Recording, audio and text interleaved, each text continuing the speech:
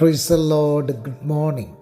കർത്താവായ യേശു ക്രിസ്തുവിൻ്റെ നിസ്തുല്യമേറിയ നാമം ഈ പ്രഭാതത്തിൽ വാഴ്ത്തപ്പെടുമാറാകട്ടെ. വളരെ അനുഗ്രഹിക്കപ്പെട്ട ഈ പ്രഭാതത്തിൽ നിങ്ങളുമായി വീണ്ടും തിരുവചന സത്യങ്ങളെ നിങ്ങളുടെ അടുക്കൽ എത്തിക്കുവാൻ ദൈവത്താൽ ഒരുക്കപ്പെട്ട ഈ മനോഹര പ്രഭാതത്തെ ഓർത്ത് ദൈവത്തെ സ്തുതിക്കുകയാണ്. കഴിഞ്ഞ പ്രഭാതത്തിൽ നമ്മൾ ചിന്തിച്ച് നിർത്തിയ അതിൻ്റെ ബാക്കി ഭാഗം ഈ പ്രഭാതത്തിൽ ഒരുമിച്ച് ചിന്തിപ്പാനായിട്ട് ആഗ്രഹിക്കുകയാണ്. കഴിഞ്ഞ പ്രഭാതത്തിൽ നമ്മൾ ചിന്തിച്ച് നിർത്തിയ ഭാഗമെന്ന് പറയുന്നത് ഒരു ഇടയനും സുവിശേഷകനും തമ്മിലുള്ള ഒരു താരതമ്യ പഠനത്തിൻ്റെ ഒരു പോയിൻ്റ് ഞാൻ പറഞ്ഞു നിർത്തി. നിങ്ങൾക്കത് ഓർമ്മ കാണും എന്ന് ഞാൻ വിശ്വസിക്കുകയാണ്.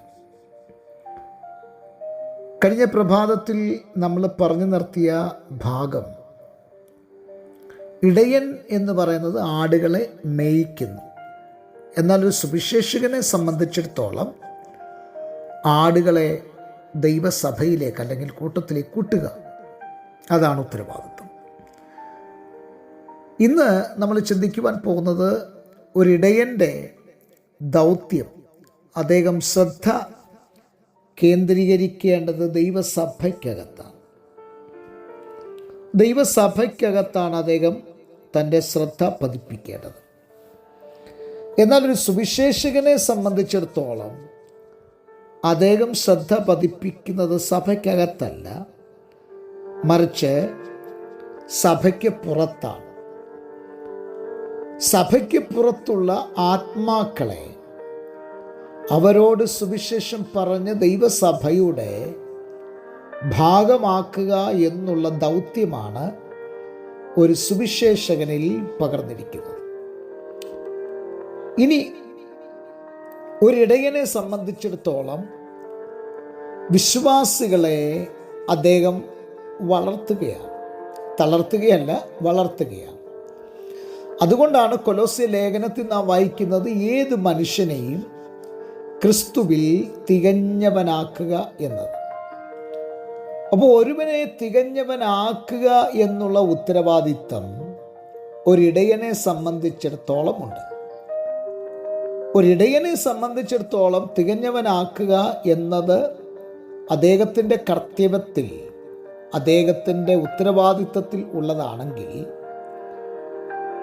ഒരു സുവിശേഷകനെ സംബന്ധിച്ചിടത്തോളം അദ്ദേഹത്തിൻ്റെ ഉത്തരവാദിത്തം അവിശ്വാസികളെ വിശ്വാസത്തിലേക്ക് നയിക്കുകയാണ്. അപ്പോൾ ദൈവസഭയുടെ പരമപ്രധാനമായ രണ്ട് അവിഭാജ്യ ഘടകങ്ങളാണ് ഇടയനും സുവിശേഷകനും. ഇത് രണ്ടും പാരലായി പോയെങ്കിൽ മാത്രമേ ദൈവസഭയുടെ അഭിവൃദ്ധി ഉണ്ടാകുകയുള്ളൂ. പലപ്പോഴും പല സഭകളിലും സുവിശേഷകന്മാരെ ഇടയന്മാർ വാർത്തെടുക്കുന്നില്ല എന്നുള്ളതാണ് സത്യം. കാരണം ഇവർ സഭ പൊട്ടിച്ചുകൊണ്ട് പോകുമെന്നോ അല്ലെങ്കിൽ അങ്ങനെയുള്ള ചിന്താഗതികളൊക്കെ പല ഇടയന്മാരുടെയും പാസ്റ്റർമാരുടെയും ഉള്ളിലുണ്ട്. എന്നാൽ ദൈവസഭയ്ക്കകത്ത് ദൈവമാക്കി വെച്ച ഈ 5 വിധ ശുശ്രൂഷകന്മാരിൽ സുവിശേഷകനെ ഒരിക്കലും മാറ്റി നിർത്താൻ പാടില്ല. ഒരു സുവിശേഷകനാണ് ദൈവസഭയുടെ വളർച്ചയ്ക്ക് ഹേതു എന്ന് പറയുന്നത്.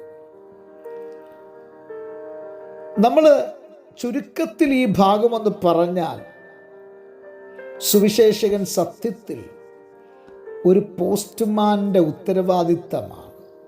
ഒരു ദൈവത്തിൻ്റെ പോസ്റ്റ്മാനാണ് സുവിശേഷകൻ എന്ന് പറയുന്നത്. കത്തെല്ലാവർക്കും ഉള്ളതാണ്. അത് വീടാന്തരം കൊണ്ടുകൊടുക്കുക എന്ന ഉത്തരവാദിത്തം പോസ്റ്റ്മാൻ ഉള്ളതാണെങ്കിൽ, ഇതുപോലെ തന്നെയാണ് മഴയത്തും വെയിലത്തും ആ സുവിശേഷം ഭവനത്തിലെത്തിക്കുക എന്നുള്ളത്. കാരണം ഇതൊരു ജീവൻ്റെ വിലയാണ്. അങ്ങനെയാണെങ്കിൽ ഈ പ്രഭാതത്തിൽ ഈ സന്ദേശം കേൾക്കുമ്പോൾ നിങ്ങളുടെ വിളിയും തിരഞ്ഞെടുപ്പും നിങ്ങൾ അധികം ഉറപ്പാക്കണം. നിങ്ങൾക്ക് ഒരു സുവിശേഷകൻ്റെ വിളിയാണോ? അങ്ങനെയാണെങ്കിൽ 3 കാര്യം നിങ്ങൾ ശ്രദ്ധിക്കണം. എന്തൊക്കെയാണ്? 1, ഒരു ഭാരം നിങ്ങളുടെ അകത്തുണ്ടാകണം. എങ്ങനെയുള്ള ഭാരം? ഒരാത്മഭാരം നിങ്ങൾക്കുണ്ടാകണം. നഷ്ടപ്പെട്ട ആത്മാക്കളെ ഓർത്ത് കരയാൻ തോന്നുന്നുണ്ടോ? കരയണം. അതുകൊണ്ടാണ് വിലാപങ്ങളുടെ പുസ്തകത്തിൽ നാം വായിക്കുന്നത്, രാക്കാലങ്ങളിൽ യാമാരംഭത്തിൽ എഴുന്നേറ്റിരുന്ന് കരയണം. 2, ധൈര്യം നമുക്ക് ആവശ്യമാണ്. ആരോടും ക്രിസ്തുവിനെക്കുറിച്ച് പറയാൻ ഒരു പേടിയും ഉണ്ടാകരുത്. നമ്മുടെ ശിരസ് ഛേദം വന്നാലും, കല്ലെറിയപ്പെട്ടാലും, അപമാനിക്കപ്പെട്ടാലും, നിന്ദിക്കപ്പെട്ടാലും, പഴികേൽക്കപ്പെടേണ്ടി വന്നാലും നമ്മൾ ധൈര്യമുള്ളവരായിരിക്കണം. ഇനി 3, ഫലം.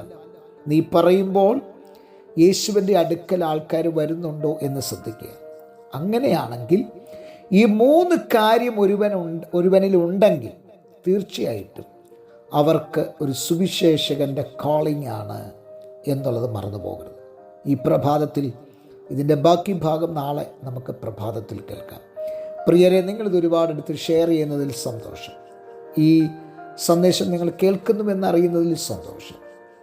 നിങ്ങൾ യൂട്യൂബ് ആൻഡ് ഫേസ്ബുക്ക് ചാനലിൽ കൂടെയാണ് കേൾക്കുന്നത്. ദയവായിട്ട് ഷെയർ ചെയ്യുക, ലൈക്ക് ചെയ്യുക, കമൻറ്റ് ചെയ്യുക. ദൈവം നിങ്ങളെ ധാരാളമായി അനുഗ്രഹിക്കട്ടെ. നല്ല ദൈവമേ, സ്വർഗ്ഗസ്ഥ പിതാവേ, ജനത്തെ അനുഗ്രഹിച്ച് പ്രാർത്ഥിക്കുന്നു. ഒരു വലിയ അനുഗ്രഹമാക്കി തീർക്കണം. യേശു ക്രിസ്തുവിൻ ധന്യവിലയേറിയതുമായ നാമത്തിൽ തന്നെ ആമേൻ. എല്ലാവർക്കും നല്ലൊരു പ്രഭാതം നേരുന്നു. ക്രിസ്തുവിൽ നിങ്ങളുടെ പ്രിയ സഹോദരൻ പാസ്റ്റർ ജോസ് സാമുവേൽ.